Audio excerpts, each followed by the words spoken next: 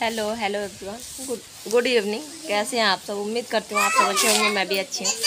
सिमरन की दुनिया में आप लोगों का स्वागत है। अभी शाम के हो रहे हैं, वही 6:30 होने वाले हैं। पीछे से बच्चों की आवाज़ आ रही है क्योंकि बच्चे आज थोड़ी सा 2-4 ज़्यादा हैं।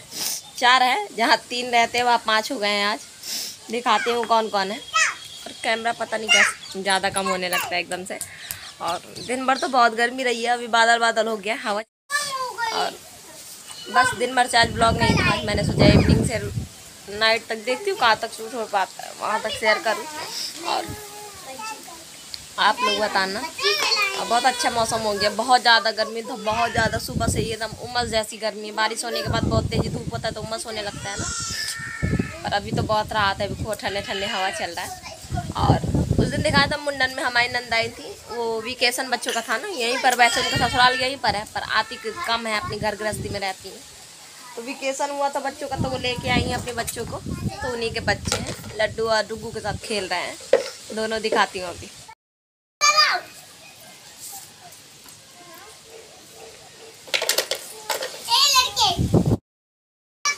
छोटी लड़की जो घोड़ा में बैठी है वो उनकी लड़की है, और एक लड़का है। अब मेरे तो 3 हैं, एक लड़की एक लड़का है। तो बस वही खेल रहे हैं बच्चों के साथ। अच्छा लगता है, बच्चे आ जाते हैं तो मेरे बच्चों का भी हो जाता है, वरना लड़ते बहुत आपस में। अभी अभी मैं थोड़ा सा आराम करके उठी, आराम कर रही थी मैं। थोड़ी देर हो गया मुझे उठे बर्तन वर्तन मैंने धुला, उठने के बाद सब कुछ किया। आंधी चल रही है, बहुत तेजी तेजी पेड़ हिल रहा है।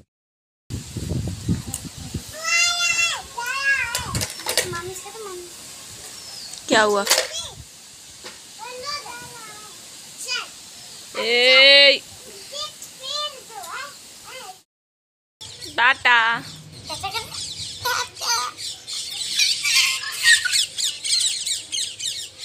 टाटा।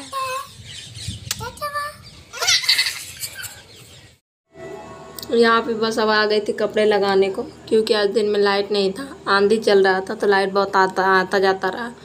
और पता है अभी कपड़े लगा रही हूँ और लास्ट में देखना आप लोग क्या हुआ, बहुत बुरा हुआ। और अभी कपड़े फटाफट लगा लूँगी क्योंकि लाइट अभी है थोड़ी देर को। फिर भी लाइट इसमें बहुत सारा गया, कपड़े भी नहीं धुल पाए। और बहुत सारे कपड़े थे, वैसे ही 2-3 दिन में अभी कपड़े लगा रही थी, पर फिर भी नहीं कपड़े धुल पाए। दिखाऊँगी आप लोगों को क्या हुआ। और अभी तो ऐसा कुछ पता था नहीं कि कपड़े नहीं धुल पाएंगे। जितने सारे कपड़े थे तो मैंने लगा दिए, निरमा डाल दिए। और बस ये काम तो मेरा सुबह को होता है, पर पता है ना आज आंधी बहुत ज़्यादा था तो इसलिए लाइट नहीं था, तो मैंने फिर कपड़े लगा लिए। फिर उसके बाद मैं किचन में चली आई थी हाथ धुल के। यहाँ पे भोग रखने के लिए भगवान के लिए खिचड़ी बनाती हूँ शाम में। कभी दूध भात दे दिया, कभी खिचड़ी दे दिया। एकादशी है तो फिर बात दूसरी है, फिर तो खीर साबुदाने की या तो फल फ्रूट ऐसे करके दे देती हूँ। तो बस यहाँ पे फिर वो कर लिया मैंने। खिचड़ी मैंने डाल दिया था, मूंग दाल की खिचड़ी मैं बनाती हूँ। खिचड़ी में वही पानी, हल्दी, नमक, बस थोड़ा सा हल्दी डालती हूँ और डाल के बस रख देती हूँ। थोड़ा ही बनाती हूँ भोगे के लिए। फिर उसके बाद मैं कमरे में चली आई थी। यहाँ पे कमरे में आने के बाद मैं यहाँ पे फटाफट कमरा सही कर ले रही हूँ, क्योंकि फटाफट कमरा सही कर लिया क्योंकि अभी बच्चे थे तो बच्चों के उसमें कमरा सही किया नहीं था मैंने। तो बस मैं आ गई थी फटाफट कमरे सही करने, क्योंकि तकियों के नीचे लेटो ना शाम में, अरे दोपहर में तो सारे तकियों के नीचे ही रहता, तो सब कुछ उठा के रखना। बच्चों के घर में तो फैलता ही है। फिर उसके बाद प्यास लग गया था तो मैं पानी पी रही थी। और अभी शाम के बज रहे हैं 7:05 हो रहा है। और मैंने बस कमरा नहीं सही किया था शाम में, क्योंकि बच्चे आ गए थे ना नंद के, तो वो बाहर छत में खेल रहे थे। तो वो छोटी सी लड़की है तो डर लगता है। अपने बच्चों की तो आदत है, पर वो छोटी सी है, ऐसा लगता है कहीं जीने में ना पहुँच जाए। तो इसलिए तो मैं वहीं पर बैठी रही बाहर ही। मैंने कहा जब चले जाएंगे तब उसके बाद कर लूँगी। तो अभी चले गए थे तो मैं फिर आ गई थी कमरे में चीकू को बाहर भेज के। और पता है आप लोगों से शेयर करना था कि मतलब काफ़ी टाइम से मैं नोटिस कर रही हूँ। पहले मैं क्या करती थी, पहले मैं 4 टाइम 2 टाइम, एक दोपहर में खाना खिलाती, एक बार सुबह में नाश्ता कराती थी पूजा करने के बाद लड्डू गोपाल को, फिर दोपहर में खाना खिलाती थी, फिर 5 बजे नाश्ता कराती थी, मतलब शाम वाला नाश्ता कराती थी, और फिर रात में खाना खिलाती थी, ऐसे कर।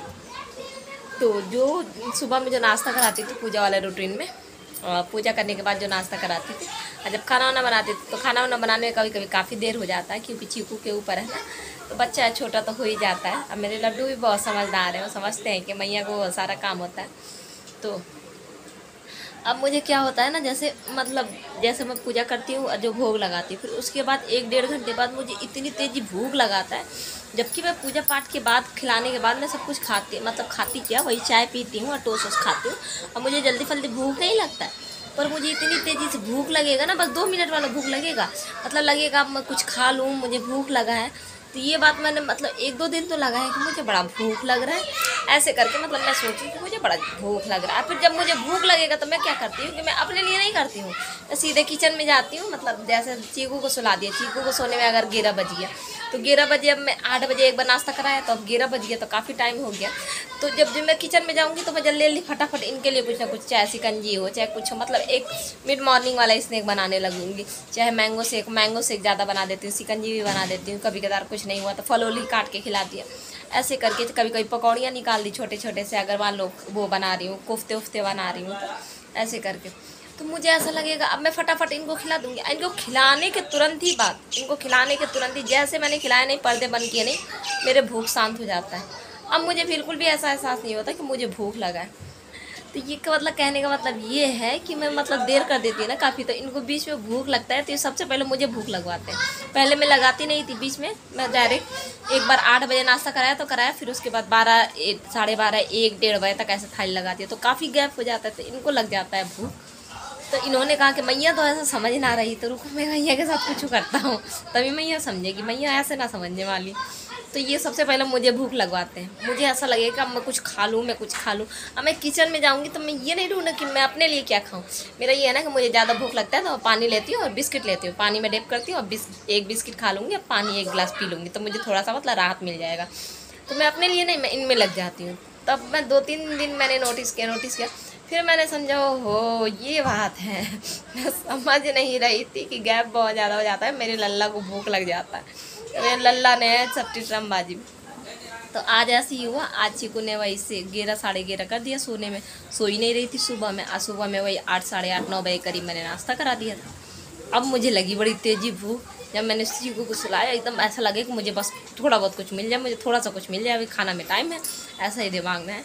मैं फटाफट गई, मैंने मैंगो शेक बनाया, मैंगो शेक बना के ले आई। जैसे ही पिलाया नहीं, मेरा भूख सा, मैंने कहा लल्ला तुझे भूख लगा था। ऐसे ही होता है, अगर आप लोगों के साथ होता है तो आप लोग बताना ज़रूर। और मैं तो मतलब शब्दों में नहीं बता सकती हूँ, मतलब वो चीज़ मैं महसूस करती हूँ, तो मुझे लगता है कि मतलब छोटी छोटी सी बात भी मुझे बताते हैं। और मैं पहले नहीं करती थी, अब जब से मतलब ऐसे होने लगा ना, तब से मैं समझ गई हूँ कि लल्ला को भूख लग जाता है। मेरा लल्ला मुझे भूख लगवा के समझाता है कि मैं मुझे भूख लगा है, जल्दी से कच्चू ले आ खाने को। तो वही है, तो बड़ा अच्छा लगता है, मतलब ऐसा लगता है कि बिल्कुल बैठे ही हैं, जैसे उनकी मैया उनको खिलाती थी वैसे ही मैं खिलाती हूँ। बस सब कुछ बातें शेयर करती हूँ, सब कुछ बताती हूँ, सब कुछ वो मुझे जवाब देते हैं, चाहे इधर नहीं उधर से मुझे जवाब दे ही देते हैं। और बहुत जल्दी कुछ और भी शेयर करूँगी।